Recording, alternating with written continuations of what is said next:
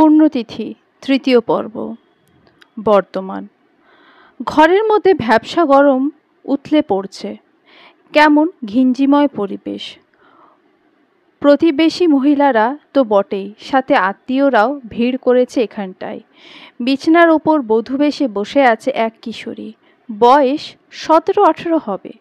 গোল গোল মুখে ফর্সা রং, পরনে লাল টুকটুকে বেনারসি, মাথায় জর্জেট কাপড়ের ঘোমটা, কপাল অবধি টানা।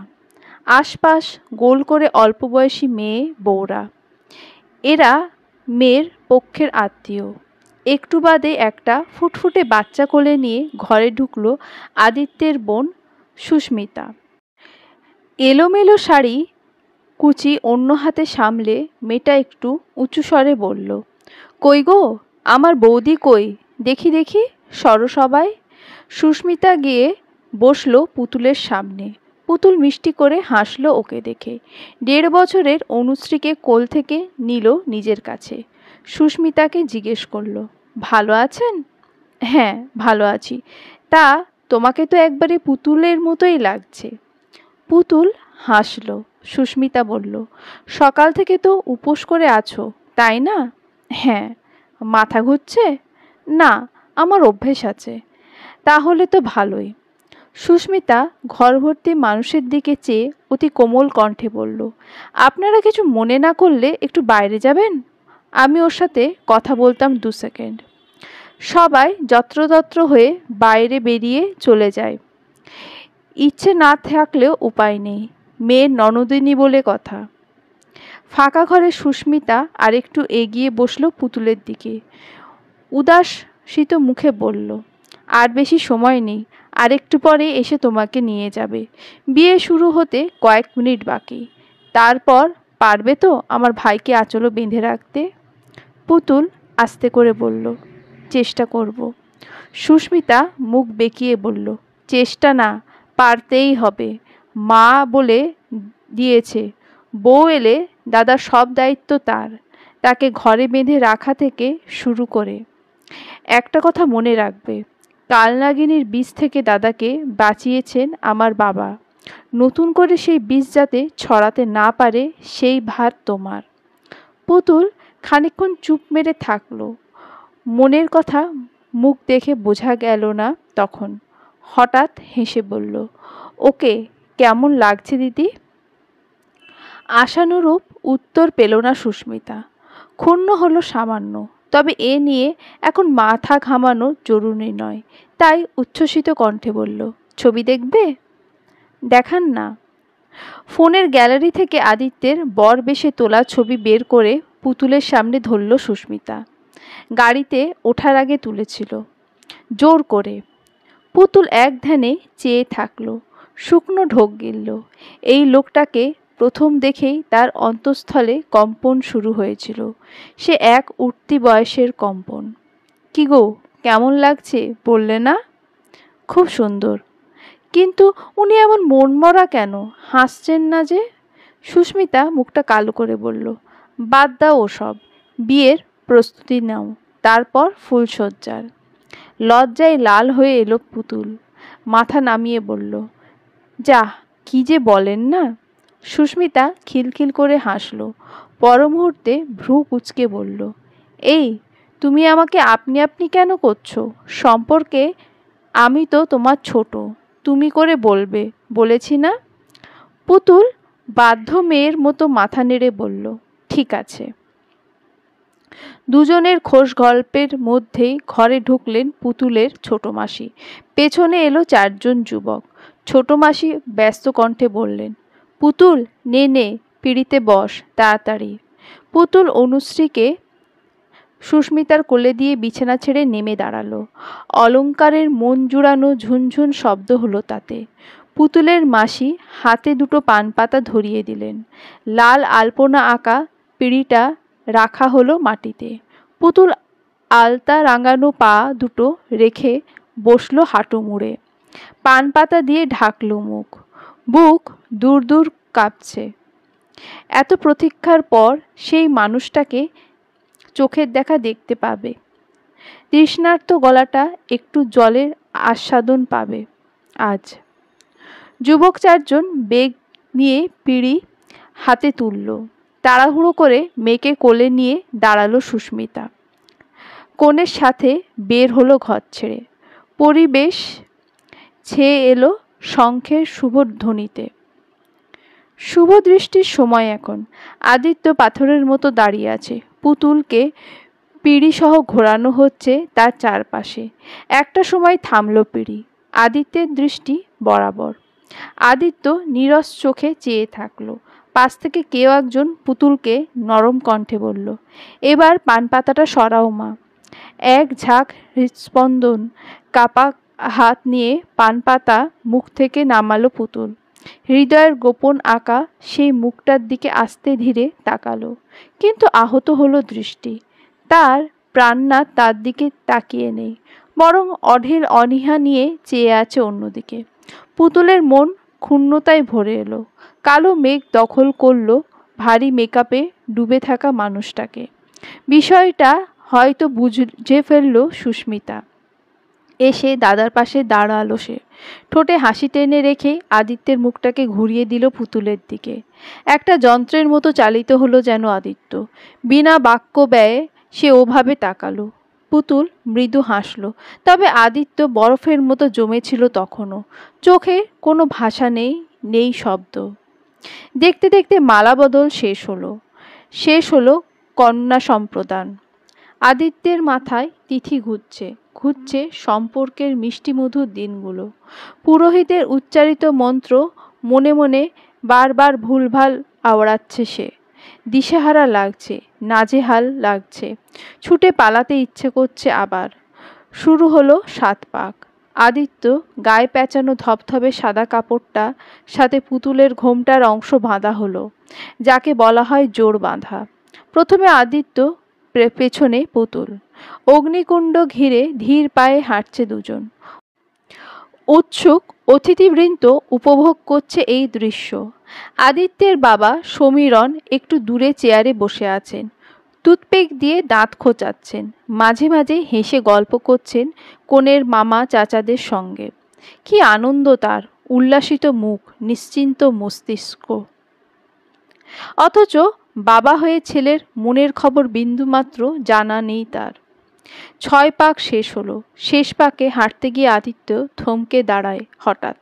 মনে পড়ে তিথির সাথে কাটানো সেই রাতের কথা, সেই প্রথম স্পর্শে হারানোর কথা। পাগল পাগল লাগতে শুরু করে। মনে হয় এই বুঝি মাথা ঘুরে যাচ্ছে। আদিত্যকে দাঁড়িয়ে পড়তে দেখে পুতুলও দাঁড়ালো। সবার কৌতূহলে ভ্রু কুঁচকে আসলো। সুস্মিতা প্রশ্ন ছুড়ল, কি হলো দাদা? আদিত্য উত্তর দিল না। এবার ওর দিকে দেখলও না। ওভাবে বিয়ে অসম্পূর্ণ রেখে মণ্ডপ ছেড়ে হনহন করে চলে গেল কোথাও। পেছনে রেখে গেল একগুচ্ছ চমকে থেতলে থাকা লোকজন। আদিত্যকে চলে যেতে দেখে সমীরণ বসা থেকে দাঁড়িয়ে পড়ল। সুস্মিতা হকচকিয়ে বাবার মুখ দেখল। চিন্তায় ফেটে যাচ্ছে দুজনের মাথা। আদিত্য কি বিয়ে করবে না? তীরে এসে তরি ডুবলো না তো আবার? তুমি এ সময়? তিথির প্রশ্নের জবাব দিল না তন্ময়। চুপচাপ চেয়ে থাকলো ওর দিকে। যে প্রয়াসী টান টান মায়াবী চোখ দেখে একদিন ডুবেছিল প্রেম সাগরে, আজ সেই চোখের নিচে কালিতে ভর্তি। গালে দাগ পড়েছে বাঁধ ভাঙা অশ্রুর। তিথির শুকনো চোখ মুখ তন্ময়ের বুকে সুপ্ত তোলপাড় তুলল। তিথি তার দিকে দেখছে না। তার পাশ কাটিয়ে হন্তদন্ত চোখে খুঁজছে কাউকে। ওই অদূর রাস্তায়। তন্ময় জানে তিথি কাকে খুঁজছে তার চোখ। কিন্তু সে কি আসবে? এসে দেখবে তার শোকে মেটার এসব অদ্ভুত পাগলামি? তন্ময় মৃদু কণ্ঠে বলল, কি অবস্থা করেছো নিজের তিথি? তিথি খোঁজাখুঁজি থেমে গেল। তন্ময়ের দিকে তাকালো, ফাঁকা ঢোর গিলে বলল, কেন এসেছো? তন্ময় তিথিকে পেছনে ফেলেই ঘরের ভেতরে এলো। আশেপাশে তাকালো। শীতল চোখে দেখল ঘরের ধ্বংসস্তূপ। বুক চিরে এক দীর্ঘশ্বাস ছাড়া আর কিছুই বের হয়নি তখন। তিথি এগিয়ে এসে উদ্বিগ্ন হয়ে বলল, কেন এসেছো তুমি? তুমি কি আদিত্যের কোনো খবর জানো? তন্ময় থমথমে কণ্ঠে বলল, জানি, জানি বলেই তো এলাম।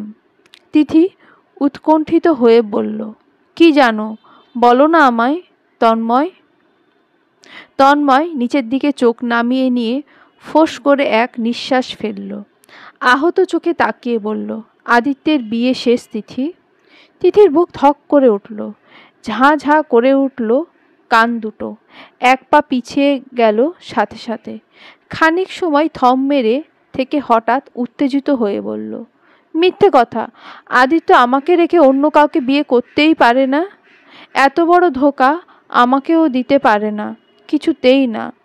তন্ময় ক্ষীণ হেসে বলল, হলে হয়তো খুশি হতাম। যে বরের সাজে বিয়ে বাড়ি দোরগোড়ায় যায় সে কি ফিরে আসে তিথি? আসে না, বিয়ের উদ্দেশ্যেই যায়। তেমনি আদিত্যও আসেনি, আসবেও না। আদিত্য ফ্রড ছিল তিথি, সে ধোঁকাবাজ। তিথি চেতে বলল, চুপ করো, আদিত্যকে নিয়ে একটা বাজে কথাও বলবে না তন্ময়, খুব খারাপ হয়ে যাবে। তিথি ডুকরে কেঁদে উঠল। তারপর তন্ময় মুখ উদাস করে বলল, বিশ্বাস করলে না আমায়? তিথি তাকালো, অবিশ্বাস খেলে যাচ্ছে দু আখিতে। তন্ময় আস্তে করে বলল, বিশ্বাস না হলে রঞ্জনকে কল করতে পারো। তিথি করুণ কণ্ঠে বলল, করেছিলাম তো, অনেকবার করেছিলাম, সুইচ অফ করে রেখেছে। কিন্তু আদিত্যে বিয়ে কি করে হবে তন্ময়? এখনো তো 7টাই বাজেনি, তাই না? তন্ময় হাসল, অদ্ভুত হাসি, বলল, 9টা বাজে তিথি। তিথি ভ্রু কুঁচকে দেওয়াল ঘড়িতে তাকালো আবার, 6টা 20 বেজে সেখানে।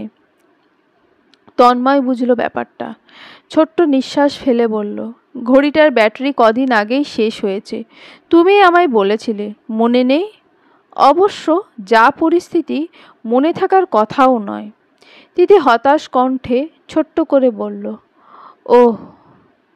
তন্ময়ের বুক মোচড় দিল তিথির গলার স্বরে। ভালোবেসে মেয়েটার কি দুর্দশা! এর এক বিন্দু ভালোবাসা যদি তাকে দিত, আজ হয়তো কাহিনীটা অন্য রকম হতো। তিথি মৃদু স্বরে বলল, সত্যিই আমার আদিত্য বিয়ে করে নিয়েছে? তন্ময় ক্ষণিকের জন্য চুপ থেকে বলল, তুমি বরং নিজে চোখেই দেখে নাও। মেঝে থেকে তিথির ফোন তুলে ওর দিকে এগিয়ে দিল তন্ময়। তিথি প্রশ্ন নিয়ে তাকালো। তন্ময় ফোনের দিকে ইশারা করে বলল, রঞ্জনের আইডিতে যাও, সব উত্তর পেয়ে যাবে। তিথি আর দেরি করল না, তাড়াহুড়ো করে ফোন হাতে নিয়ে ফেসবুকে ঢুকলো। সার্চ লিস্টে গিয়ে রঞ্জনের নাম লিখল কাপা আঙুলে। স্ক্রল করলো ওর আইডি। সবার প্রথম পোস্ট এই তো আধ ঘন্টা আগে, আদিত্যের আইডিকে ট্যাগ করে। তিথির হাত থমকে গেল ওখানে। ক্যাপশন পড়ে ঘোলা হয়ে এলো চোখ, বন্ধুর বিয়েতে।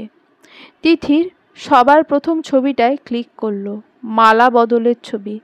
এরপর একে একে পুতুলকে পেছন থেকে জড়িয়ে দুজনের কুলোই ভরে আগুনে খই ঢালার ছবি, 7 পাক ঘোরার ছবি।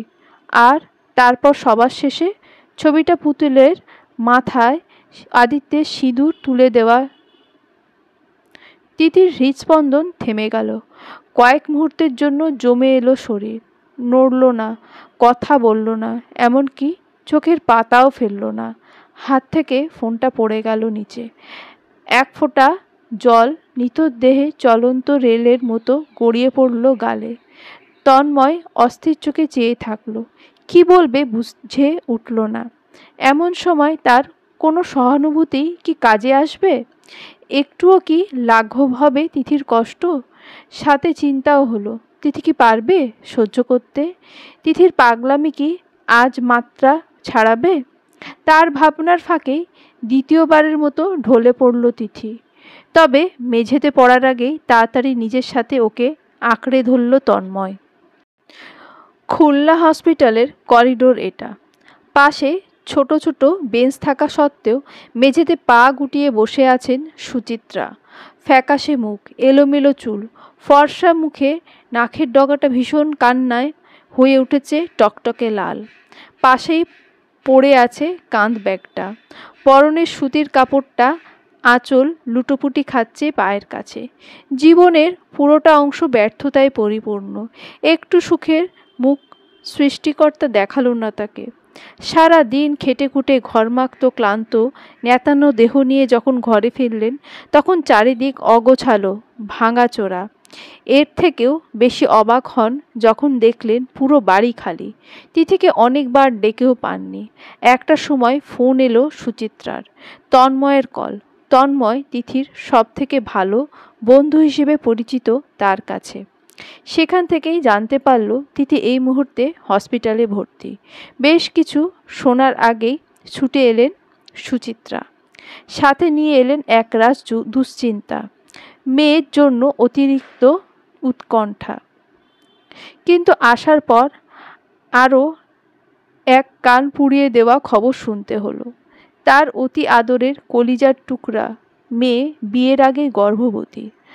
আর এই সন্তান সেই আদিত্যের, যাকে নিজের ছেলের মতোই স্নেহ করতেন তিনি। যে ছেলেটা সারাক্ষণ কাকিমা কাকিমা বলে ঘুরত তার পাশে। এমনও দিন ছিল যখন এক লোকমা ভাত তিথিকে খাইয়েই পরের লোকমা তুলে দিয়েছেন আদিত্যের মুখে। এই যে আরেকটা দুধ কলা দিয়ে সাপ পোষার মতো ব্যাপার হলো। তবুও আদিত্য পরের ছেলে, বিশ্বাসের দাম সে কি দেবে, যেখানে নিজের পেটের মেয়ে তার বিশ্বাসের মর্যাদা দিল না, মূল্য দিল না, মায়ের ভরসার। সে তো সম্পর্কটাকে মেনেই নিয়েছিল। আদিত্যের একটা হেলদোল হতো, তিথির পড়াশোনা শেষ হতো, 4 হাত এক করে দিত না হয়। কিন্তু তার আগেই দুজন যৌবনের কামুকতা সামলে উঠতে পারল না। তার ভোলাভালা মেয়েটা কি করে পারল এমন অন্যায় করতে, ভাবতে বুক হু হু করছে সুচিত্রার। এখন এই সন্তানের কি হবে? কে নেবে এই বাবার পরিচয়হীন সন্তানের দায়ভার? সমাজ কি বলবে তার মেয়েকে? যেখানে স্বামীর সাথে আলাদা থাকার অপরাধে তার চরিত্রে কালি ছেটায় সমাজ, সেখানে অবিবাহিত গর্ভবতী মেয়েকে এরা ছেড়ে দেবে? কখনোই দেবে না। এ সমাজ যে বড়ই নিষ্ঠুর। এরা হাত বাড়ায় সান্ত্বনা দিতে নয়, বরং তোমার গায়ে কাদা দলা ছুড়তে। তন্ময়কে এসে থেকে একবার দেখেছে সুচিত্রা। ছেলেটা ভীষণ ব্যস্ত, কখনো ডাক্তারের পিছু ছুটছে, কখনো মেডিসিনের জোগাড় করছে। জিরাচ্ছে না পা দুটো। সুচিত্রা তখন অবাক চোখে চেয়ে থাকেন ছেলেটার ওই শ্যামবর্ণ মুখের দিকে। হাতের 5টা আঙুল এক হয় না, তফাৎ থাকে। তেমন তফাৎ থাকে মানুষে মানুষেও। এই তো তন্ময়, এই ছেলেটা নিঃস্বার্থভাবে তার মেয়েকে সাহায্য করে। যা কিছু হোক, হয়তো ভালোবাসে। অথচ আদিত্য নামক কালসাপ কি প্রতিদান দিল তার মেয়ের ভালোবাসার? বিয়ে অবধি সবুর করতে পারল না, ভুলিয়ে ভালিয়ে তার মেয়ের এত বড় ক্ষতি করল। আর এখন অন্য মেয়ের সঙ্গে বিয়েও সেরে নিল চুপচাপ। এত বড় ধোঁকা কি ভগবান সইবেন? কোনো শাস্তি দেবেন না? দেশের আইনে তো মন ভাঙার বিচার নেই, সৃষ্টিকর্তার কাছে সেখানেও কি নেই? তন্ময় ডাক্তারের সাথে কথা বলা শেষে এসে দাঁড়ালো সুচিত্রার পাশে, হাঁটু মুড়ে বসলো। তারপর সুচিত্রা জলমাখা চোখ তুলে তাকালেন, ভাঙা কণ্ঠে প্রশ্ন করলেন, কেমন আছে সোনু? তন্ময় দীর্ঘশ্বাস ফেলে বললেন, ভালো না। সুচিত্রা ডুকরে কেঁদে বললেন, আমার মেয়েটার কি হবে তন্ময়? ওর চরিত্রে যে কালি লেগে গেল। ওই বাচ্চাটারই বা কি হবে? যার জন্য আমার মেয়ে এই অবস্থা, সে তো নতুন বউ নিয়ে দাপাচ্ছে। আমি আদিত্যকে কোনো দিন ক্ষমা করব না তন্ময়, বিশ্বাস করো। তন্ময় খানিকক্ষণ চুপ করে থেকে বলল, একটা খারাপ খবর আছে আন্টি। সুচিত্রা শুকনো ঠোঁটে তাচ্ছিল্যের হাসি টেনে বলল, আর কি খারাপ খবর বাকি আছে বলবে বাবা? তন্ময় ছোট্ট নিঃশ্বাস ফেলে বলল, অক্সিজেনের অভাবে তিথির বাচ্চাটা মারা গেছে পেটেই। সুচিত্রা বিস্মিত হয়ে তাকালেন, এক আহত দৃষ্টি কথা বলল তখন। পর মুহূর্তে শাড়ির আঁচলে মুখ চেপে হাউমাউ করে কাঁদলেন। কাঁদতে কাঁদতে বললেন, হায় ভগবান, এ কোন পরীক্ষায় ফেললে তুমি? নিজের মেয়ের প্রথম সন্তানকে কোলে নিয়ে চুমু খাওয়ার বদলে তার মৃত্যু সংবাদ শুনতে হলো। পৃথিবীতে আসার আগেই ধ্বংস হলো একটা নিষ্প্রাণ প্রাণ। সুচিত্রা হঠাৎ কান্না থামিয়ে তন্ময়ের দিকে চাইলেন, প্রচণ্ড জিজ্ঞাসা নিয়ে বললেন, আমি কাঁদছি কেন তন্ময়? আমার তো খুশি হওয়ার কথা, তাই না? যা হয়েছে ভালোই হয়েছে। হ্যাঁ, ভালোই হয়েছে, নাহলে আমার মেয়েটা সমাজে কি করে মুখ দেখাতো? আমার ওইটুকু মেয়ে যে শেষ হয়ে যেত সবার বিষ বাক্যে। সুচিত্রা ধরফর করে তন্ময়ের হাত ধরল, অনুরোধ করে বলল, এই তন্ময়, তুমি এই কথা কাউকে বলো না বাবা, কাউকে বলো না। আন্টি তোমার গোলাম হয়ে থাকবে। তন্ময় উত্তর খুঁজে পেল না, নীরব চোখে শুধু সাই দিয়ে হ্যাঁ জানালো। তার বুকটা তো ফেটে যাচ্ছে, প্রতিনিয়ত ফাটছে, হচ্ছে চৌতির। উন্মত্ত মন বলছে, আমিও যদি আপনার মতো কেঁদে কেঁদে নিজেকে একটু হালকা করতে পারতাম, জীবনটা যে ধন্য হতো। কিন্তু না, পাচ্ছি না। সমাজে কিছু নিয়ম পুরুষের চোখে বেড়ি বেঁধেছে। এ চোখ দিয়ে জল গড়ানো নিষেধ। যা কিছু হোক, পুরুষ তোমাকে কাঁদতে নেই।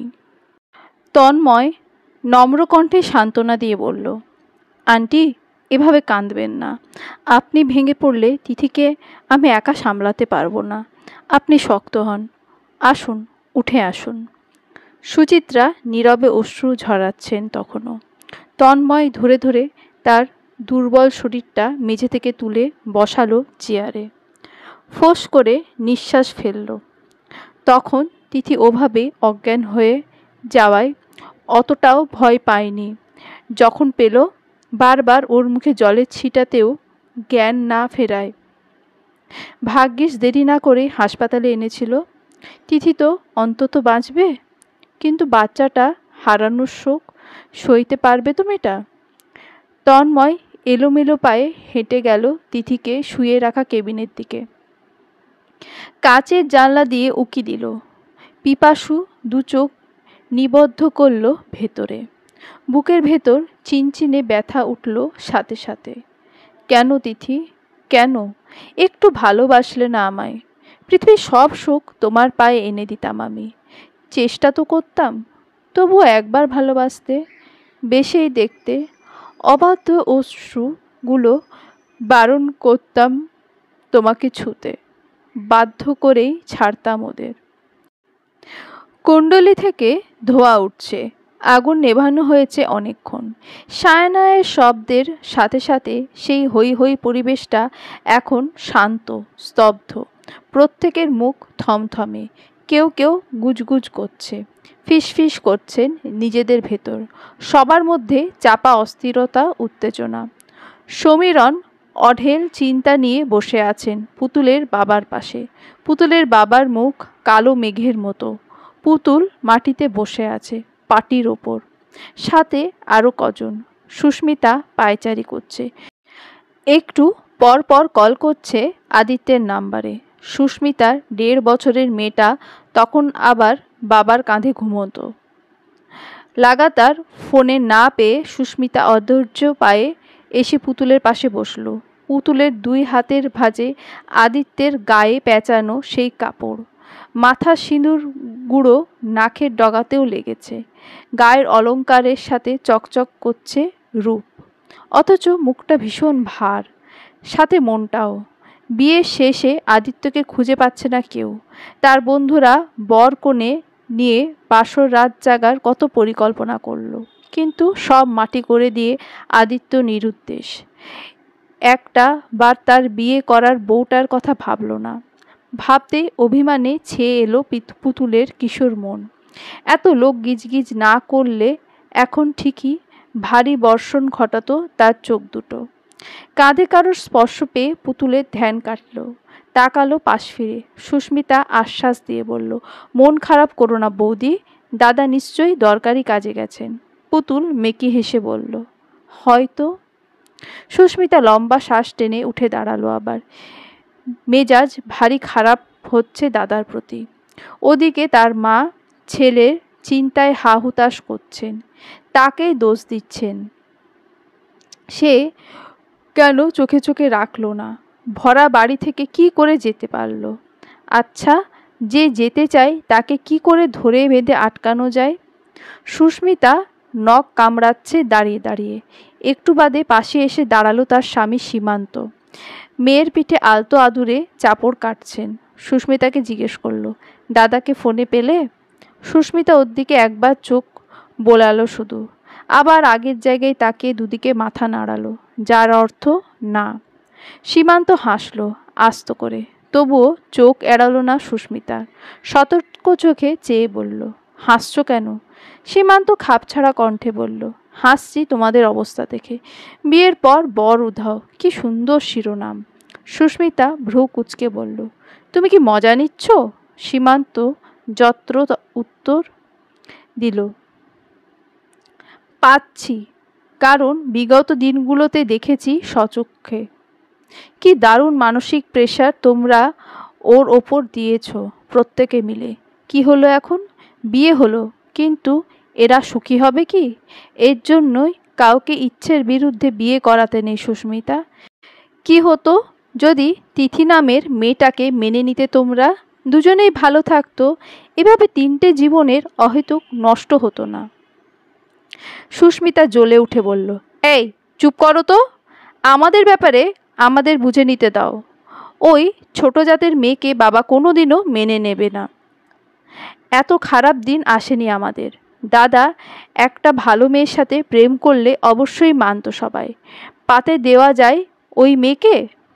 এখন বুঝি পাতে দেওয়ার যোগ্য কেউ কাউকে পেয়েছ? সীমান্তের প্রশ্নে স্পষ্ট বৃদ্ধ। সুস্মিতা তেতে বলল, তুমি এসব নিয়ে মাথা ঘামাচ্ছ কেন? দেখো মেজাজটা চটে আছে আমার। দাদার রং তামাশা সহ্য হচ্ছে না এমনিতেই। একে তো 7 পাক ঘোরার সময় ওভাবে চলে গেছে। যাই হোক, বুঝিয়ে বাজিয়ে এনেছিলাম। কোনো মতে মাথায় সিঁদুর তুলে দিতেই লাপাত্তা হয়ে গেল। বাবার মান সম্মান রইল কি আর? আরে বাবা এত সুন্দর ভদ্র মেয়ের সাথে বিয়ে হলো, তাকে নিয়ে থাক না। কি আছে ওই মেয়ের মধ্যে যার শোকে একেবারে জীবন উৎসর্গ করতে হবে? সীমান্ত আবার প্রশস্ত হেসে বলল, রং তামাশা উনি নয় করছো তোমরা, একদিন ঠিক বুঝবে। হতে পারে যাকে যেমন দেখাচ্ছে সে তেমন নয়। গায়ের রং সাদা মূলোর মতো হলেই মন সাদা হয় না। দেখলে যাকে ভদ্র ভাবছ, পরে সে চূড়ান্ত অভদ্র হলো, হতেও তো পারে।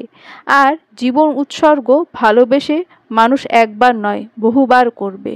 যখন তোমার সাথে তেমন কিছু ঘটবে তখন আন্দাজ পাবে ঠিকই। সুস্মিতা জ্বলন্ত চোখে চেয়ে বলল, মানে কি বলতে চাও? সীমান্ত তর্ক করার ইচ্ছে হলো না।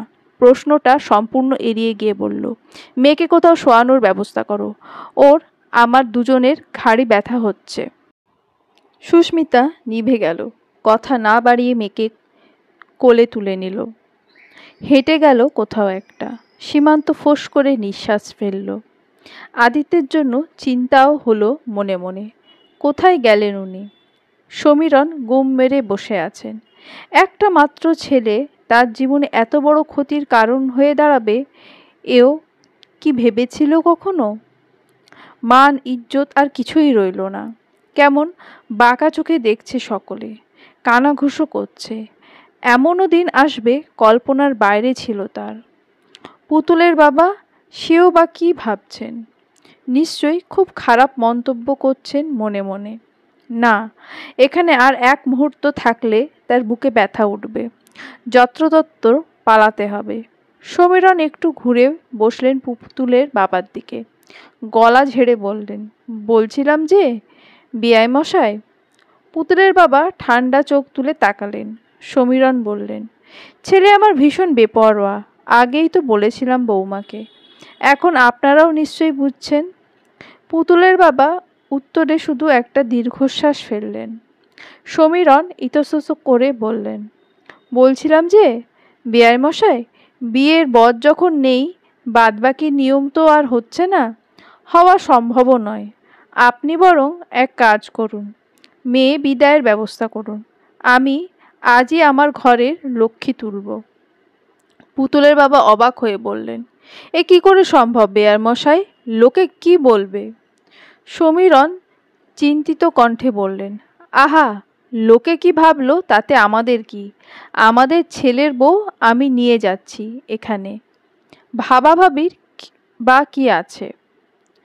আর বরই তো নেই, কার সাথে নিয়ম কানুন পালন করবেন আপনি বলুন তো?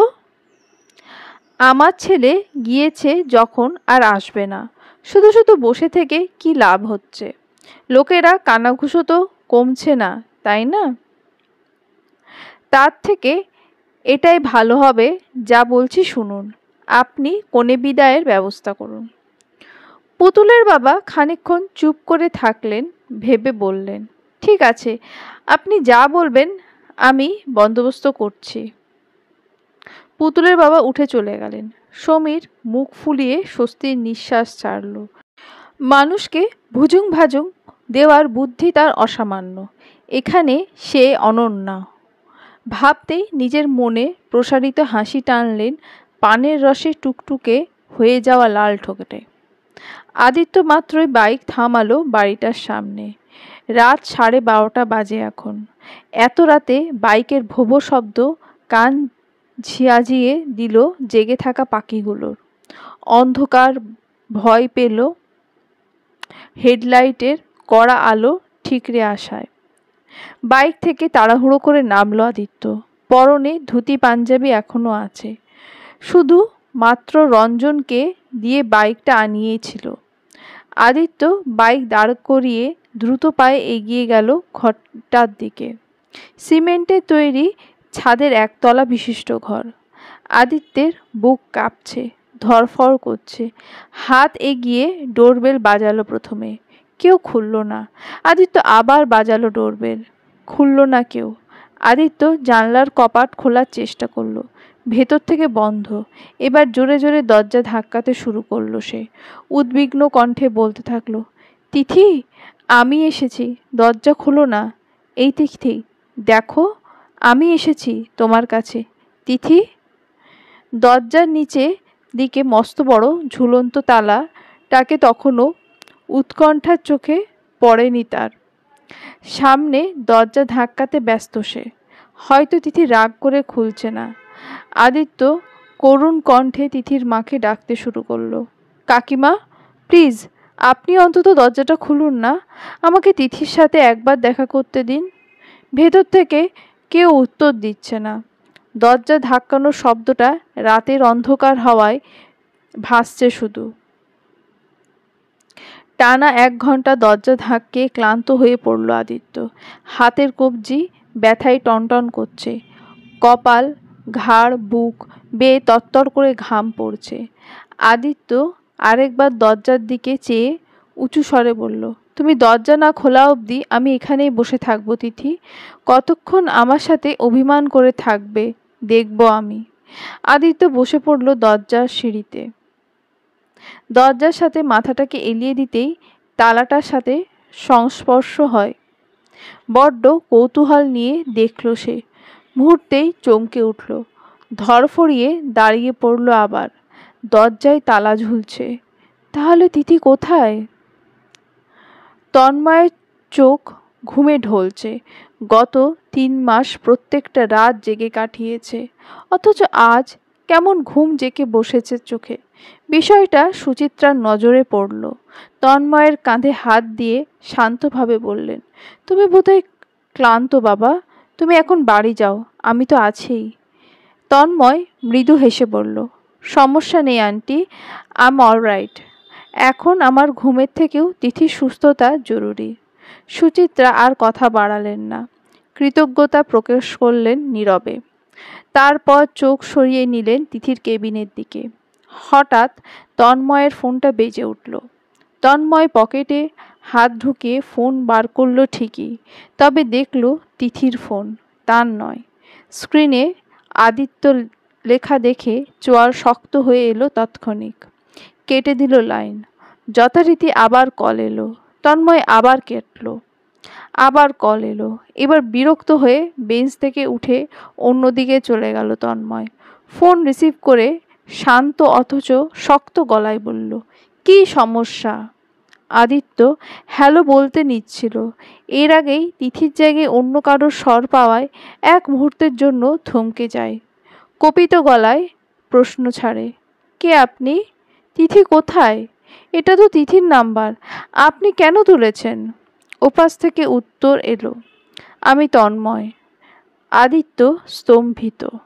তন্ময় নামটা তার পরিচিত, সব থেকে বেশি পরিচিত। এই নামক লোকের চোখে তিথির জন্য ভালোবাসা উপচে পড়তে দেখেছে সে। বিস্মিত কণ্ঠে বলল, তিথির ফোন তোমার কাছে কি করে এলো?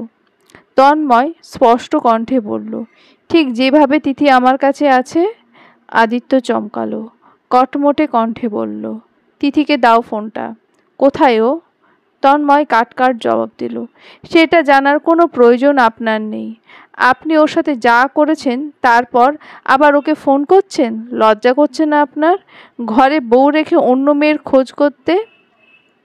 তিথি ভালো আছে, আর ভবিষ্যতেও ভালোই থাকবে। আপনি আপনার নতুন বউ নিয়ে আনন্দে থাকুন। দয়া করে ওকে আর বিরক্ত করবেন না। আই সোয়ার খুব খারাপ হয়ে যাবে। ও হ্যালো, সোয়ার মানে বোঝেন তো? না বুঝলে কাউকে জিজ্ঞেস করে নেবেন। কথাগুলো বলেই লাইন কেটে দিল তন্ময়। রাগে শরীরের রগ ফুলছে তার। লোকটা বিন্দুমাত্র শান্তি দেয় না, না তাকে আর না তিথিকে। ওদিকে আদিত্য কিছু সময়ের জন্য হতবুদ্ধি হয়ে পড়ল। তন্ময়ের কাছে তিথি মানে কি এসবের? অতীত। বাড়ি ভর্তি মেহমান, উৎসব সময়। সাহাবাড়ির একমাত্র মেয়ে, স্বাদের অনুষ্ঠান আজ। ব্যস্ত সবাই, কাজ ফেলে এদিক ওদিক দেখার বিন্দুমাত্র ফুরসত নেই কারোর। বাড়ি থেকে একটু দূরে বাইক থামালো আদিত্য।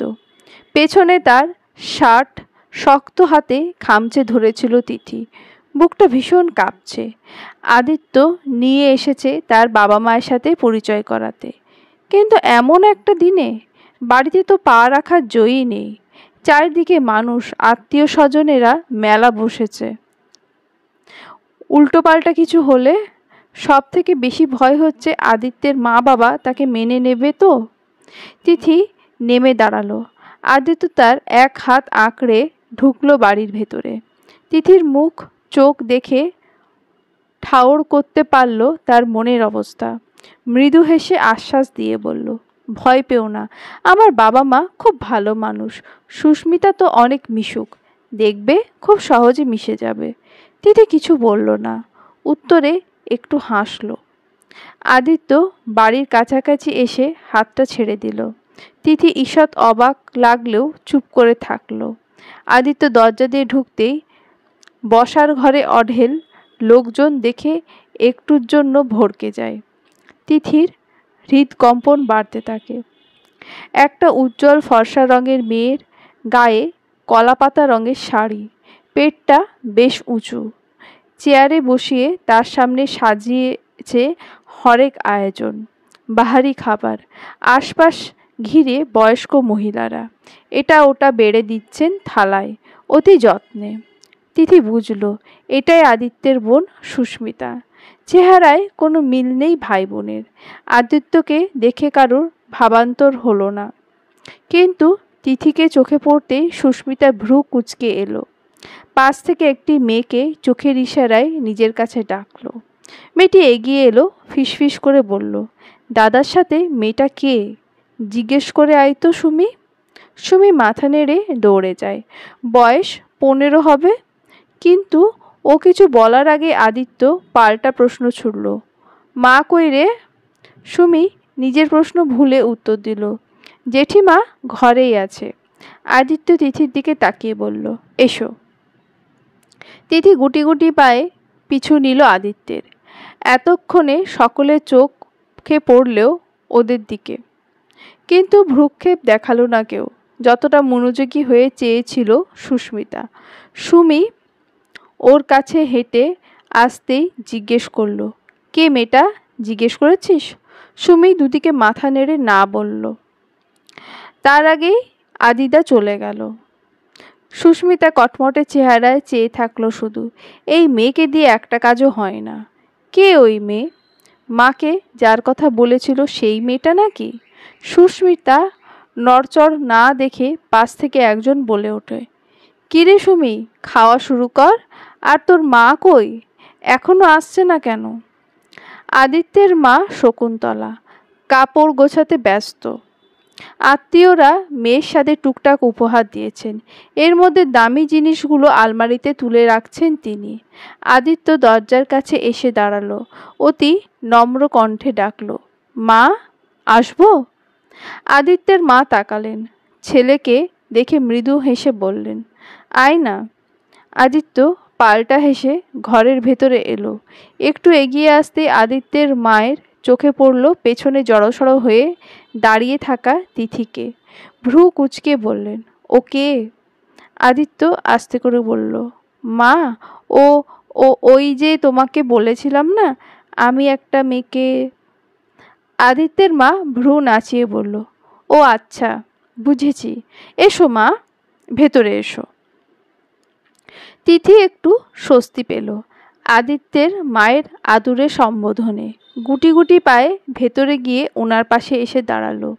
শকুন্তলা তীক্ষ্ণ চোখে পরখ করলেন, হেসে বিছানা দেখিয়ে বললেন, বসো। তিথি বসল। শকুন্তলা আবার ব্যস্ত হলেন আলমারি তালার চাবি ঘোরাতে। সে অবস্থাতেই প্রশ্ন ছুড়লেন, তা নাম কি তোমার? তিথি উত্তর দেওয়ার আগে আদিত্যর মা হঠাৎ আদিত্যের দিকে ভ্রু কুঁচকে চাইলেন, খেকিয়ে বললেন, এই, তুই দাঁড়িয়ে আছিস কেন? আমি ওর সাথে কথা বলছি, তুই যা। আদিত্য মাথা চুলকে তিথির দিকে তাকালো। ঠোঁট কামড়াতে কামড়াতে ঘর ছেড়ে বের হলো অনিচ্ছা সত্ত্বেও। তিথির ভয় হচ্ছে।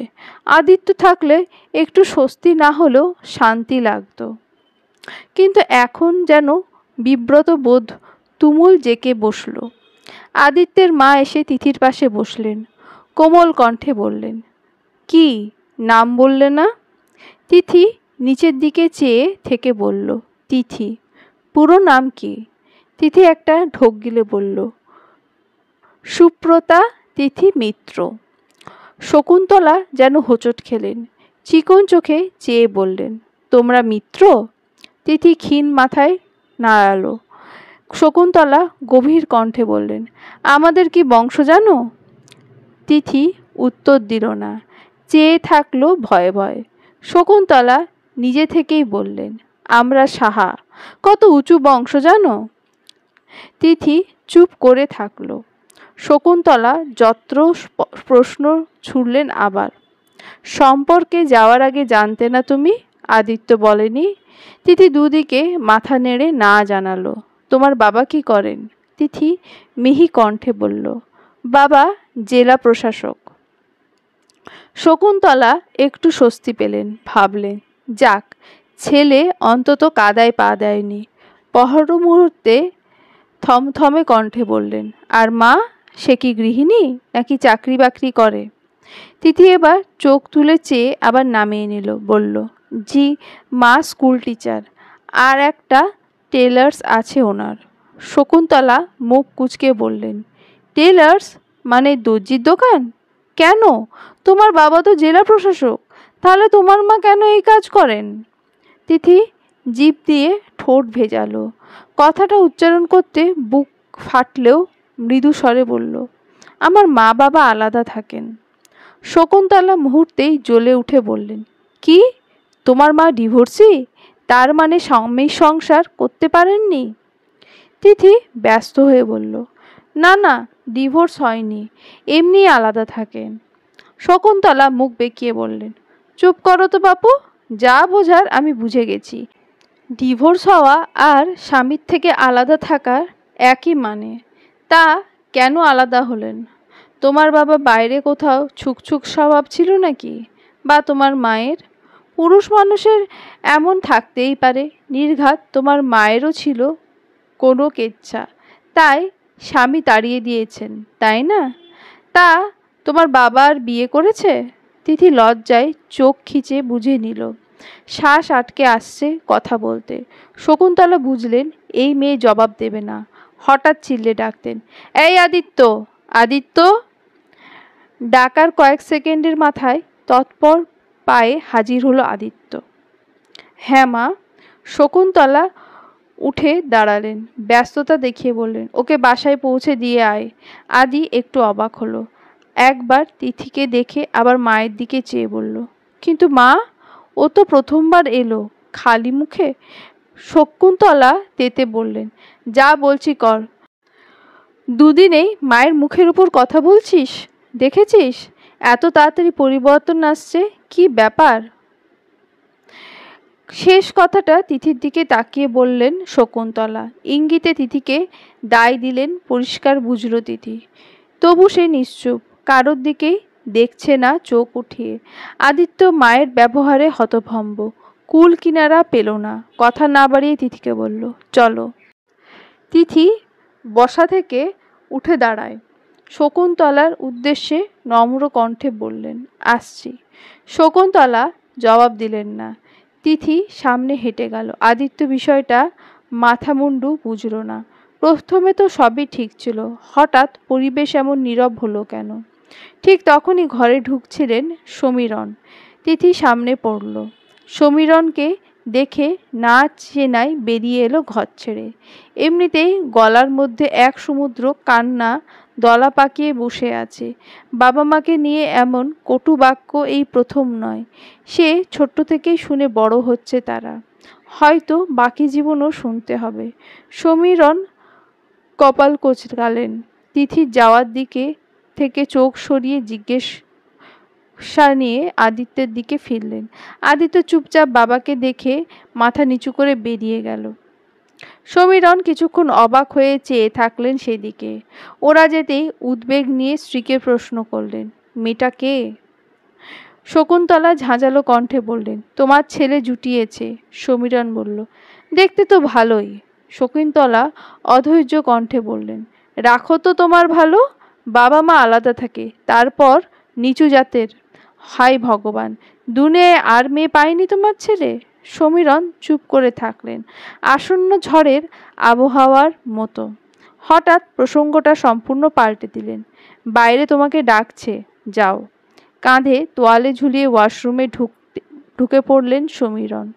এত শান্ত মেজাজ দেখে অবাক লাগলো শকুন্তলার। এইরকম একটা কথা শুনেও নিরুদ্বেগ লোকটা। অবশ্য সংসারে এত বছরেও লোকটার মুখ দেখে মনের আন্দাজ পান না তিনি। কি জানে কি আছে মনে। আদিত্য, এই আদিত্য। কারোর ডাক শুনে নড়ে ওঠে আদিত্য, কপাল কুঁচকে চোখ খুলল। ভোরের আলো ফুটতে আর কিছু সময়। পাখিদের কলকলানি শোনা যাচ্ছে মৃদু। এখনো তিথিদের দরজার সামনেই বসে আছে সে। অপেক্ষার প্রহর কাটতে গিয়ে নিজেই তলিয়েছে ঘুম নদীতে। আদিত্য পাশ ফিরে দেখল রঞ্জন বসে আছে। বুঝতে পারল ঘুমের মধ্যেও সে অতীত হাতড়াচ্ছিল এতক্ষণ। ফোঁস করে নিঃশ্বাস ফেলল আদিত্য। ভাঙা কণ্ঠে প্রশ্ন ছুড়ল, তুই এখানে? রঞ্জন ধৈর্যহীন কণ্ঠে বলল, আসবো না? কাকু কাকি প্রত্যেকে তোকে নিয়ে অস্থির হয়ে আছে।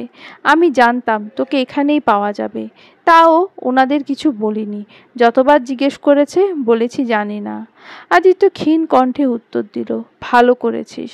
রঞ্জন আদিত্যের এক বাহু টেনে বলল, চল বাড়ি চল, তিথি হয়তো বাসায় নেই, তালা ঝুলছে, দেখিসনি? আদিত্য ফিচেল হেসে বলল, দেখেছিলাম, কিন্তু বিশ্বাস করতে পারিনি আমার তিথি আমায় রেখে অন্য কারোর কাছে চলে যাবে। রঞ্জন ভ্রু কুঁচকে বলল, মানে? আদিত্য রাশভারী কণ্ঠে বলল, তিথি তন্ময়ের কাছে চলে গেছে রঞ্জন। রঞ্জন সরু চোখে তাকালো, মনে করার চেষ্টা চালিয়ে বলল, তন্ময়? কে তন্ময়? ও ওই তিথির বন্ধু? আদিত্য আস্তে করে মাথা নেড়ে হ্যাঁ জানালো। রঞ্জন বলল, তুই কি করে জানলি? তিথিকে ফোন করেছিলাম, তন্ময় তুলেছে। রঞ্জন ছোট্ট করে বলল, ওহ। রঞ্জন আবার বলল, শুনতে অশোভনীয় হলেও এখানে ভুল কিছুই নেই, এটাই স্বাভাবিক। রঞ্জনের কথার অর্থ আদিত্য বুঝতে পারল না, বোঝার চেষ্টাও করল না। উঠে দাঁড়ালো, ঠান্ডা স্বরে বলল, চল বাড়ি ফিরি। সবাই সবার জীবন গুছিয়ে নিচ্ছে যখন, আমি আর বাকি থাকবো কেন? সুচিত্রা এক কঠোর সিদ্ধান্ত নিয়েছিলেন। যে মেয়ে তার বিশ্বাস না রেখে তাকে ঠকিয়েছে সেই মেয়ের সাথে আর কখনো কথা না বলার সিদ্ধান্ত। কিন্তু মাত্রে মন অটল থাকতে পারেনি। সন্তান হারানোর শোকে তার মেয়ে যখন উন্মাদের মতো চিৎকার করছিল তখন সে ছুটে এসেছে, মেয়েকে বুকের সাথে চেপে ধরল। তিথি ফোঁপাচ্ছে তখনও। পর পর এতগুলো আঘাতে চোখের জল শুকিয়ে খরস্রোতা নদী হয়েছে। পাশে মুখ উদাস করে দাঁড়িয়ে আছে তন্ময়। তিথির বাচ্চা মারা যাওয়ার খবরটা দেওয়ার সাহস হয়নি বলে নার্সকে দিয়ে বলিয়েছিল, কিন্তু যা ভেবেছে ঠিক তাই। মেয়েটা গলা ফাটিয়ে কাঁদছে, চিৎকার করে ভারী করে তুলছে হাসপাতালের পরিবেশটা। সুচিত্রা মেয়েকে সামলাচ্ছেন, মাকে আঁকড়ে ধরে কাঁদছে তিথি। যত কাঁদছে হালকা হওয়ার বদলে বুকটা ভার লাগছে আরও। আদিত্য নামক মানুষটা যে সব কেড়ে নিল তার, সুখ, শান্তি, সম্মান, সন্তান, সব কিছু। একে কি ক্ষমা করা যায় আদেও? বাড়ি ফিরে আদিত্য সোজা নিজের ঘরে চলে গেছে। পুতুলকে এখনো নেওয়া হয়নি সেখানে। পুতুল আছে শকুন্তলার সাথে। হিসেব মতো আজ কাল রাত্রি পালন করে কাল ফুলসজ্জা হবে। আদিত্যের মায়ের কড়া নির্দেশ, তার ছেলেকে কেউ যেন বিরক্ত না করে। ছেলে ঘরে ফিরেছে এটাই অনেক। কিন্তু সমীরণ পড়েছে মহা বিপদে। রিসেপশন করবেন কি করবেন না ভুগছেন দোটানায়। ছেলে যা মতিগতি, যদি মাঝপথে রেখে চলে যায় তখন ভুড়ি ভুড়ি মেহমানদের সামনে নাক কাটা যাবে। আদিত্য এসে থেকে ঘরে খিল দিয়েছে। রঞ্জন থেকেও কোনো উত্তর পাচ্ছে না সমীরণ। ছেলেটি সর্বদা তার ছেলের সাথে ছায়ের মতো ঘুরে বেড়ালেও উত্তর দেবার বেলায় এই ছেলের মুখে কুলুপ এঁটে যায়। সমীরণ বাধ্য হয়ে আদিত্যের ঘরের দরজা টোকা দিলেন। আদিত্য জেগেই ছিল। এমন মন মরা নিয়ে কি আর ঘুম আসে? দরজায় বেশ কয়েকবার টোকা পড়লে উঠে গিয়ে দরজা খুলল সে। ওপাশটায় বাবাকে দেখে অবাক হলো। এ মানুষটা অপ্রত্যাশিত, তাও এই সময়। সমীরণ গম্ভীর কণ্ঠে জিজ্ঞেস করলেন, ভেতরে আসতে পারি? আদিত্য ভ্রু কুঁচকে বলল। অতি দ্রুত বিস্ময়ে কাটিয়ে উঠে মৃদু মাথা নেড়ে হ্যাঁ জানালো। সমীরণ পেছনে দুহাত বেঁধে ভেতরে এসে নিজেই দরজা আটকে দিলেন। তারপর ভনিতা ছাড়াই প্রশ্ন ছুড়লেন, কি চাইছো তুমি? আদিত্য অবাক চোখে তাকালো। এই প্রশ্নের উত্তর কি সত্যি তার বাবার জানা নেই? সমীরণ একটু অপ্রস্তুত হয়ে পড়লেন ছেলের দৃষ্টিতে। গলা ঝেড়ে বললেন, দেখো আদি, তুমি আমার একমাত্র ছেলে। আমার বিষয় আশয় সব সম্পত্তির মালিক একমাত্র তুমি। তুমি ভালো থাকবে সেই কাজই আমি করেছি, ভবিষ্যতেও করব। একটা কথা জেনে রেখো, সংসার ভাঙা মায়ের মেয়েরা সংসারের মূল্য জানে না। সেটা তোমার থেকে অন্তত একটু হলেও আমি ভালো জানি। আমি তাই ওই তিথি। আদিত্য মাঝপথে বাবাকে থামিয়ে দিল। ভীষণ ঠান্ডা গলায় বলল, পুরনো কথা বাদ দিন বাবা, নতুন কিছু বলার থাকলে বলুন। সমীরণ একটু অবাক হলেন ছেলের কথায়। ছেলের ভাবভঙ্গি বোঝা মুশকিল। তাও ভালো যদি সে পুরনো জিনিস ভুলে নতুনকে নিয়ে বাঁচতে চায়। পুরনো মানেই তিথি, আর নতুন মানে তো পুতুলের মতো লক্ষ্মী, ঘর লক্ষ্মী। এটাই তো সে চেয়েছিল। এত কাঠখড় পোড়ানো সফল হলেই মঙ্গল। সমীরণ শান্তভাবে বললেন, হিসেব মতো কাল তোমাদের ভৌভাত হওয়ার কথা ছিল, কিন্তু তোমার খামখেয়ালির জন্য ঘরের বউ আমাকে বিয়ের দিনই তুলতে হয়েছে। তাই আমি ভাবছি বৌভাত আজই হোক। এখন কথা হলো, তোমার মতামত কি? আদিত্য স্ফীত হেসে বলল, আমার মতামত আপনার সত্যিই দরকার বাবা? সমীরণ থতমত খেয়ে বললেন, না মানে আমি বলতে চাইছি, কালকে বিয়ের শেষে যেভাবে নিরুদ্দেশ হয়ে গেলে আজ অন্তত সেভাবে যেও না। পুরো অনুষ্ঠানে থেকো। বাবার সম্মানের এইটুকু পরোয়া অন্তত করো। বাবাকে নিয়ে 5টা লোক হাসবে, তা নিশ্চয়ই তুমি চাইবে না? না, চাইব না। আপনি ভাববেন না, আপনি আয়োজন করুন। যা যা করতে চান সব কিছুর আয়োজন করুন। আমি আছি এখানেই, কোথাও যাব না। যাওয়ার জায়গা নেই। বউ ভাত ফুলশয্যা সব হবে। আপনি নিশ্চিন্ত থাকুন। আদিত্য একদমে বলা কথাগুলোই বুক ভরে শ্বাস নিলেন সমীরণ। ছেলের কাঁধে হাত রেখে খুশি খুশি কণ্ঠে বললেন, আমি জানতাম তুমি আমার কথা ফেলবে না। বড় হও, অনেক বড় হও। সমীরণ ঘর ছেড়ে বেরিয়ে গেল। আদিত্য গিয়ে ধড়াম করে দরজা চাপালো আবার। বিছানায় পা ঝুলিয়ে বসলো। হঠাৎ মনে হলো তার চোখ দুটো জ্বলছে। হাতের দুটো আঙুল চোখের কোণায় ছোঁয়ালো। সবটুকু জল শুষে এলো আঙুলের ডগায়। আদিত্য সেটাকে ছিটকে ফেললো দূরে। ক্ষীণ হেসে বলল, তোমার যদি তন্ময় থাকতে পারে তাহলে আমার কেউ নয় কেন?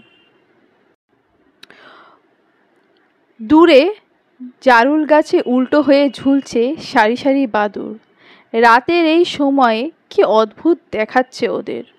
বকুল ফুলের ম ঘ্রাণ নাকে এসে বিঁধছে। মন মাতানো সুবাস আজ বোধ হচ্ছে বিদঘুটে। নীরস নিরানন্দ মস্তিষ্কে সব কিছু বিকৃত ঠেকছে। ভোঁতা মনে হচ্ছে সব অনুভূতি। বাতাসের বেগ হঠাৎই বেড়ে এলো। জানলার কপাট একটার ওপর আরেকটা আছড়ে পড়ল। শব্দ শুনে ধ্যান ভাঙল আদিত্যের। বাইরে থেকে চোখ সরিয়ে আনলো। জানালাটা আটকে ঘাড় ফেরালো ঘরের দিকে। খাটের এ মাথা থেকে ও মাথা তাজা ফুলে সাজানো। মনে হচ্ছে একজন তার সমস্ত পরিশ্রম ঢেলেছে ঘর সাজানোয়। কোথাও কোনো ফাঁক ফোকর রাখেনি।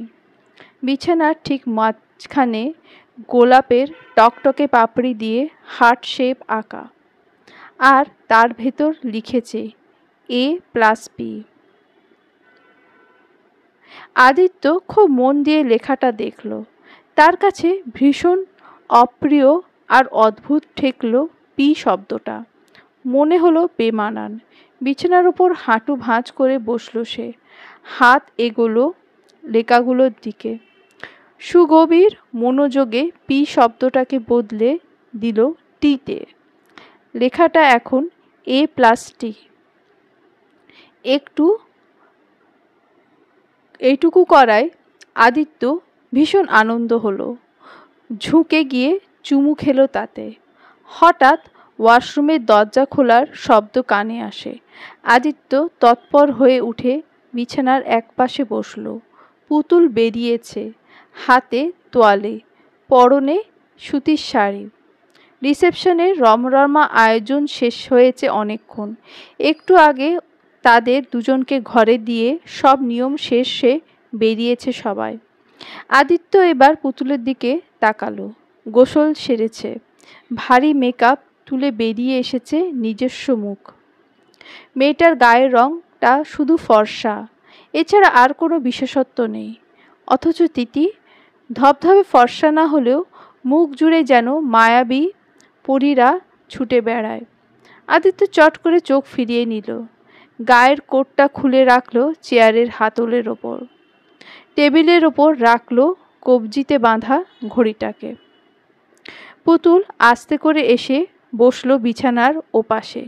আর চোখে বারবার মাথা তুলে নিজের স্বপ্নপুরুষকে দেখছে সে। ফর্সা গাল, ভর্তি দাড়িতে। মনে হয় অনেক দিন সেলুনের মুখ দেখেনি। তবুও কি সুন্দর মানিয়েছে। লোকটা অন্যরকম। নতুন বউকে সরাসরি দেখে না, লুকিয়ে চুরিয়ে দেখে কি।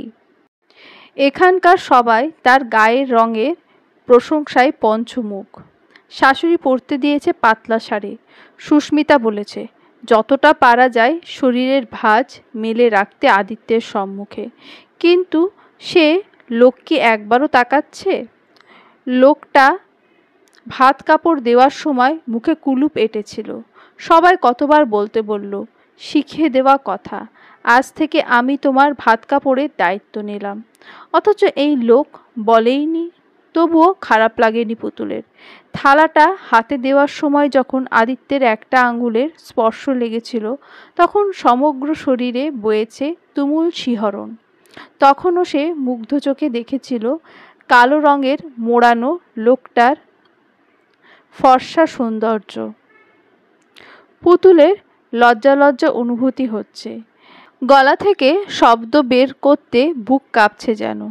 হঠাৎ উঠে আদিত্য টেবিলের ড্রয়ার খুলে সিগারেটের প্যাকেটটা বার করলো। লাইটার দিয়ে সিগারেটের তামাটে মাথাটা ধরিয়ে আধশোয়া হলো বিছানার এক কোণে। চোখ বুজে ধোঁয়া ছাড়তে শুরু করলো। তারপর কি মনোনিবেশ তার! পুতুল এক ধ্যানে চেয়ে থাকলো। মনে হলো এই পৃথিবীতে পুরুষের রূপ তখনই খোলে যখন তার ঠোঁটের ভাঁজে সিগারেটের পোড়া অংশ থাকে। এই যেমন এখন কি অদ্ভুত সুন্দর লাগছে তার বর নামক ব্যক্তিকে। পুতুল অপেক্ষা করছে আদিত্যের কাছে আসার, তাকে বুক ভরে ভালোবাসার। অনেকক্ষণ কেটে গেলেও আদিত্য এলো না। সিগারেট একটা শেষ করে আরেকটা ধরাতে ব্যস্ত সে। পুতুল পা দুটো ওঠালো বিছানায়। শেষ অবধি লজ্জা বিসর্জন দিয়ে এগুলো আদিত্যের দিকে। কাপা হাতে এগিয়ে আদিত্যের উরুতে হাত রাখল। আদিত্য সঙ্গে সঙ্গে চোখ খুলল। ঠান্ডা দৃষ্টি রাখল পুতুলের মুখের ওপর। পুতুল মৃদু হাসল নিচের দিকে চেয়ে। পর মুহূর্তে আবার মাথা তুলে তাকালো। আদিত্য নিশ্চুপ চেয়ে আছে শুধু। পুতুল এবার ভ্রু কুঁচকে আস্তে করে বলল, আপনার কি কিছু হয়েছে? চিন্তা করছেন কিছু নিয়ে? আদিত্য উত্তর দিল না। পুতুল আবার বলল, আমাকে বলুন না কি হয়েছে আপনার? আদিত্য চুপ। পুতুল আরেকটু এগিয়ে এসে আদিত্যের বুকের উপর মাথা রাখল। লম্বা শ্বাস টেনে আদিত্যকে শক্ত করে ধরল। বলল, জানেন, আমি যেদিন আপনাকে প্রথম দেখেছিলাম আমাদের বাসার ঘরে, ঠাকুরের কাছে দিন রাত প্রার্থনা করেছি যাতে আপনার সাথেই আমার বিয়ে হয়, আপনাকেই যেন স্বামী হিসেবে পাই। আর দেখুন, ভগবান আমার ইচ্ছে পূরণ করল খুব তাড়াতাড়ি। আপনার মতো একজন আমার স্বামী, এ আমার পরম সৌভাগ্য বলে আমি মনি। আপনাকে আমি আমার সর্বস্ব দিয়ে সুখী করার চেষ্টা করব। আমি কথাটা শেষ করার আগে আদিত্য বুক থেকে ছিটকে সরিয়ে দিল পুতুলকে। পুতুল অবাক চোখে তাকালো। আদিত্য ওর দিকে না তাকিয়ে সিগারেটের মাথায় টান বসালো। আবার ধোঁয়া ছেড়ে কড়া কণ্ঠে বলল, বিছানা থেকে নামো। পুতুল খানিক ভড়কে গেল। বিস্মিত কণ্ঠে শুধালো, জি? উত্তরে আদিত্য শান্তভাবে আবার বলল, বিছানা থেকে নামো। পুতুল ঠাঁই বসে রইল। আদিত্য তাকালো এবার। হঠাৎই ক্রুদ্ধ কণ্ঠে বলল, শুনতে পাসনি? নাম বিছানা থেকে। এমন বাজখাই ধমকে কেঁপে উঠল পুতুল। ধরফর করে নেমে দাঁড়ালো। আদিত্য এবার পা দুটো মেলে দিল বিছানায়। বলল, আজ এসেছিস এসেছিস, পরের বার আমার ধারে কাছে আসার সাহস করবি না। আদিত্যের চেহারায় মুগ্ধ হয়েছিস, এরপর তার রাগে ভয় পাবি। পুতুল কাপা স্বরে বলল, কিন্তু কি করেছি আমি? আদিত্য আগুন চোখে তাকালো। পুতুল ভয়ে নামিয়ে নিল চোখ। আদিত্য প্রসঙ্গ পাল্টে বলল, দরজার পেছনে পাটি রাখা আছে আর ওয়ার্ড্রপে কাঁথা বালিশ, বিছিয়ে শুয়ে পড় নিচে।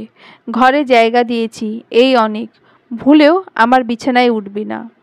এটুকু বলে আদিত্য পাশের খালি জায়গায় হাত বোলালো। অস্পষ্ট স্বরে বলল, এখানেই জায়গা শুধু একজনেরই। পুতুল স্তম্ভিত চোখে চেয়ে থেকে ফুঁপিয়ে কেঁদে উঠল। ফুলশয্যার রাতে স্বামীর সোহাগের বদলে এমন ব্যবহারে হতভম্ব সে।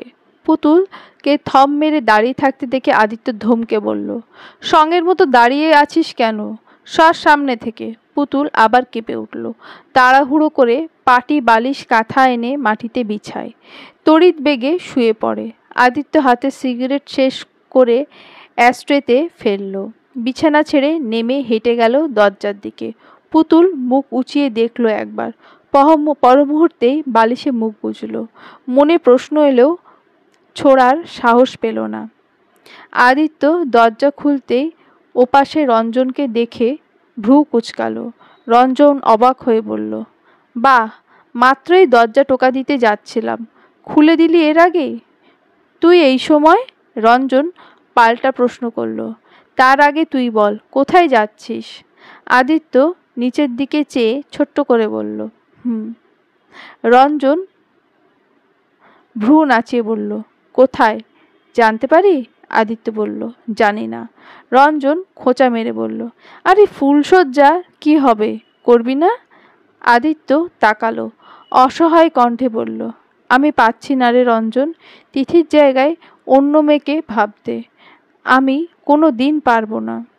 রঞ্জন তাচ্ছিল্যের হাসি টেনে বলল, এটা আগে ভাবা উচিত ছিল না? আদিত্য উত্তর দিল না। রঞ্জন একবার ঘরের ভেতর তাকালো, পুতুলকে মাটিতে শুতে দেখে বুঝে নিল সবটা। দীর্ঘশ্বাস ফেলে বলল, আয় আমার সাথে, কথা আছে। আদিত্যকে টেনে নিজের সাথে নিয়ে চলল রঞ্জন। আদিত্য চুপচাপ হাঁটছে, যন্ত্রের মতো। সিঁড়ির গোড়ায় টিমটিমে আলো জ্বলছে। রঞ্জন আদিত্যকে নিয়ে সোজা চলে গেল ছাদে। মাঝখানে দু একজন বাঁধলেও তারা প্রশ্ন করেনি। সৃষ্টিকর্তার অশেষ কৃপায় আদিত্যের বাবা মা বোন কেউই সামনে পড়েনি। ছাদে উঠে দরজা চাপালো রঞ্জন। আদিত্য ততক্ষণে গিয়ে রেলিং ধরে দাঁড়ালো। চোখ রইল রাস্তায়। বাড়ির গেটটা আহামরি সাজানো। ঘরে বউ তুলেছে তার বাবা। তার কথা যেমন তেমন হলে চলবে না। আদিত্য নিষ্প্রাণ দৃষ্টিতে চেয়ে থাকলো গেটের দিকে। হঠাৎ চোখে ভেসে উঠল এক কাঙ্ক্ষিত দৃশ্য।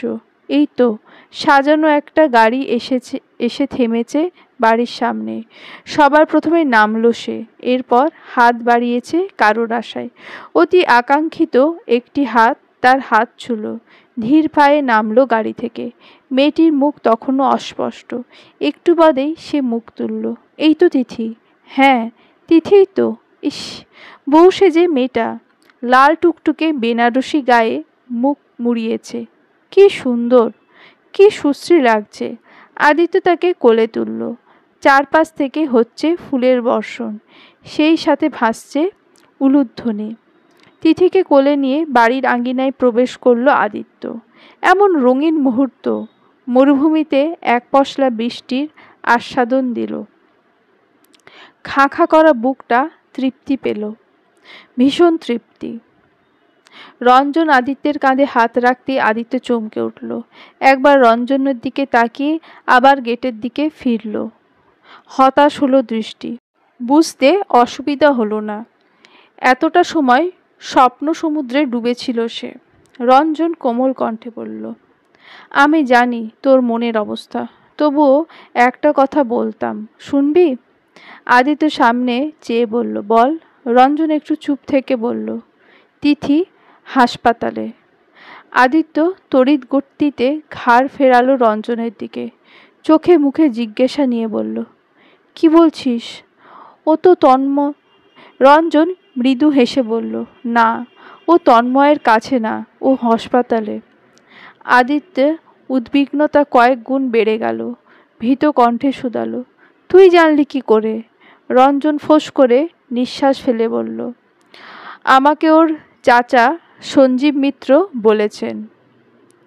আজ দুপুরে দেখা হয়েছিল ওনার সাথে।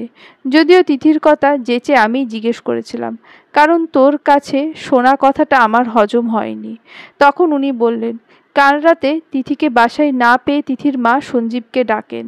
ওনার সামনেই তিথির মায়ের ফোন আসে, আর তখন ওনার কথাবার্তা শুনে সঞ্জীব বুঝতে পারেন যে তিথি অসুস্থ আর হাসপাতালে ভর্তি। কিন্তু কোন হাসপাতালে বা ওকে কে নিয়ে গেছে এসব উনি জানেন না। সেসব না বলেই তিথির মা হাসপাতালের উদ্দেশ্যে ছুটে গেলেন। রঞ্জনের কথা যেন আকাশ থেকে পড়ল আদিত্য। স্তব্ধ হয়ে বলল, এর মানে আমি? রঞ্জন মাঝপথে ব্যস্ত কণ্ঠে বলল, তুই তিথিকে ভুল বুঝেছিস। আমার তো মনে হয় তুই তিথিকে কখনো বুঝতেই পারিসনি। হয়তো তন্ময় তিথির কাছে হাসপাতালে ছিল বলেই ও ওই কথাটা বলেছিল, আর তুই কি না কি ধরে নিলি। আদিত্যর অনুশোচনায় মাথা চেপে ধরল। রঞ্জন আবার বলল, তুই বিয়ে করলি আদিত্য, এটা জেনেও যে তিথি তোর সন্তানের মা হচ্ছে, অপরাধ কি তোর কম? এত কিছুর পরেও যদি তিথি সত্যি তন্ময়ের কাছে যেত, তবে তাতে অন্যায় কিছু অন্তত আমি দেখছি না।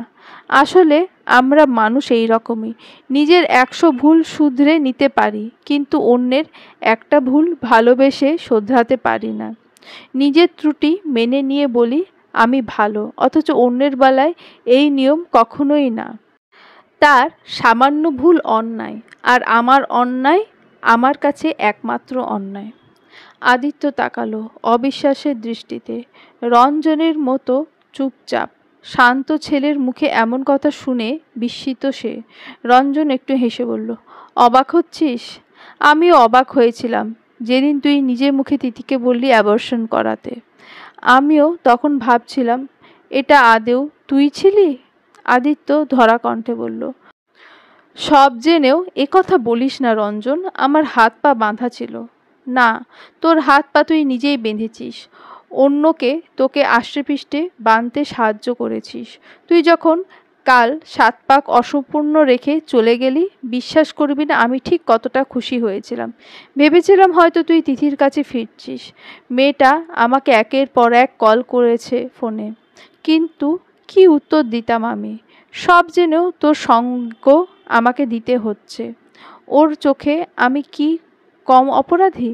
তাই ফোন সুইচ অফ করে রেখেছিলাম।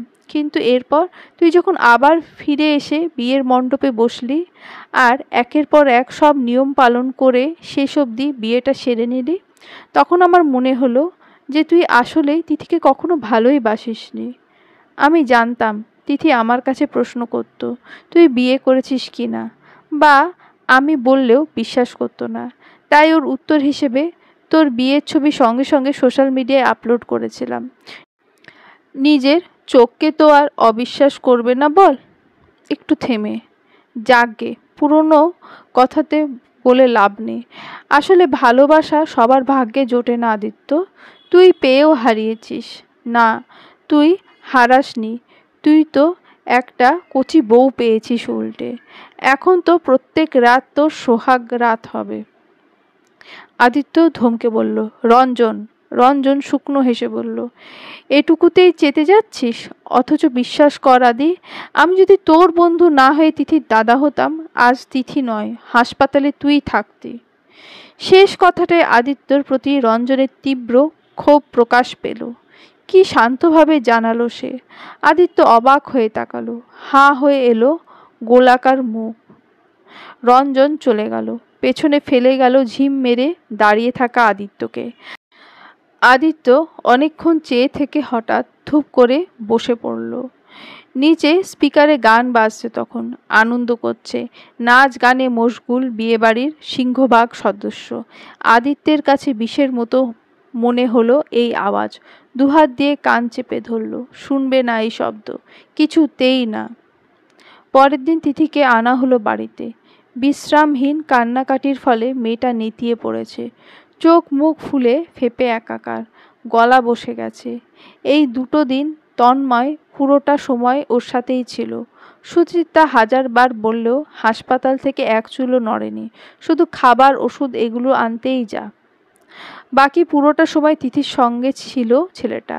সুচিত্রা কৃতজ্ঞতাতে টেলার্স বন্ধ রাখতে পারলেও স্কুল থেকে যত্রতত্র ছুটি পায়নি, তাই ইচ্ছে সত্ত্বেও মেয়ের কাছে থাকা হয়নি।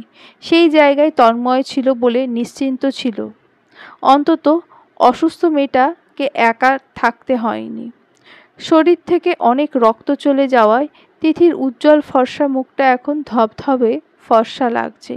চিকন চোখের নিচে কালিতে ভর্তি, ঠোঁট শুকিয়ে হয়েছে মরমরে, শুকনো মরা সাদা চামড়া ভাসছে তাতে।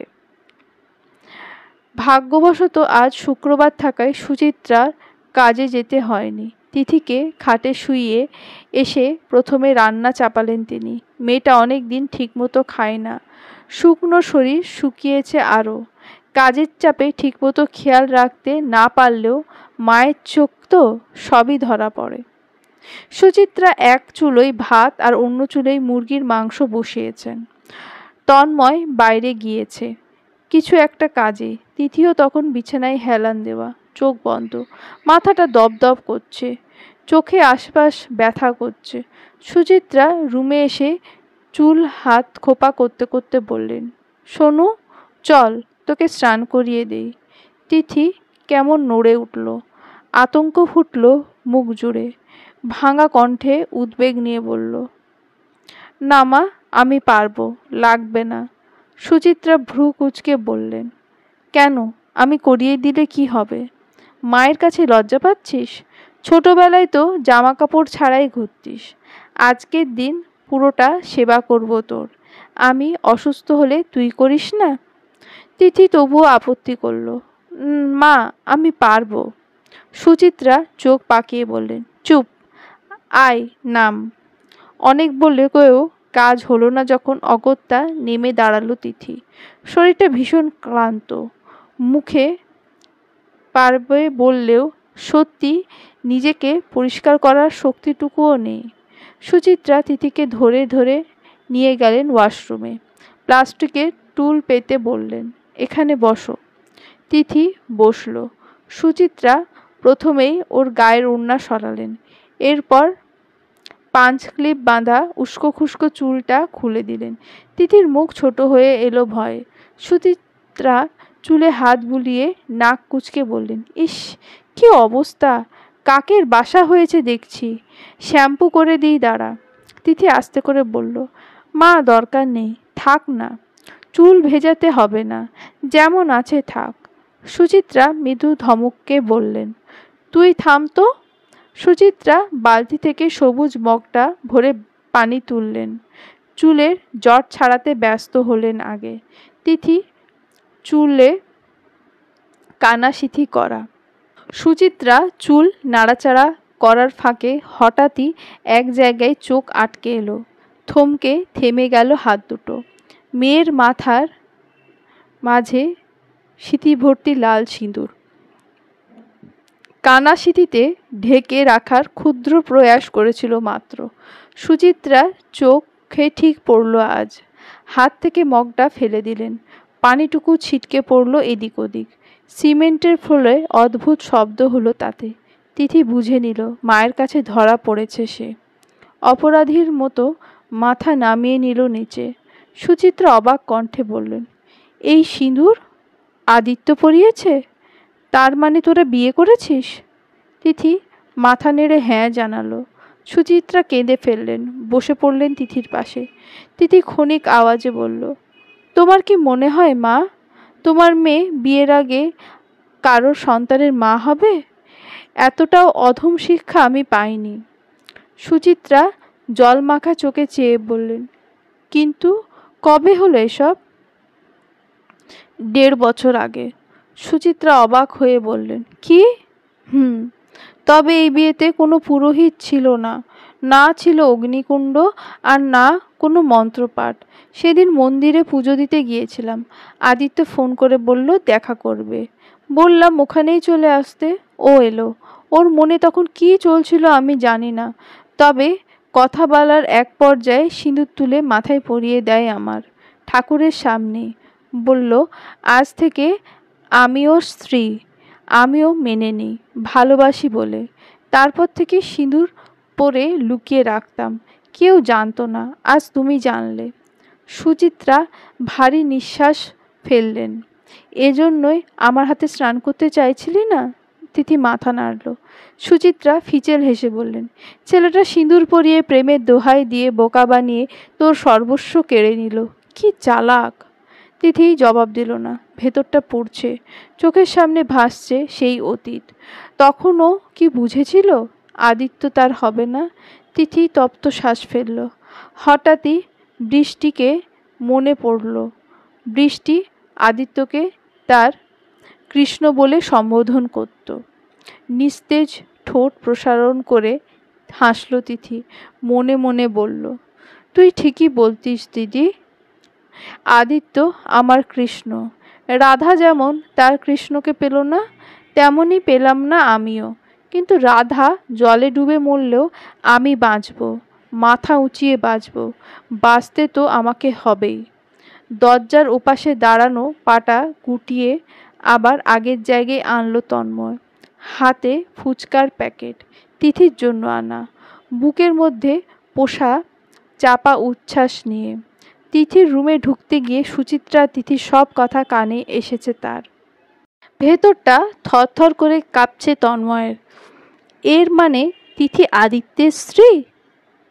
আদিত্য তিথির সিঁদুতে সিঁদুর তুলেছে, কথাটা সূচের মতো বিঁধল বুকে, মরণ যন্ত্রণা সৃষ্টি করল।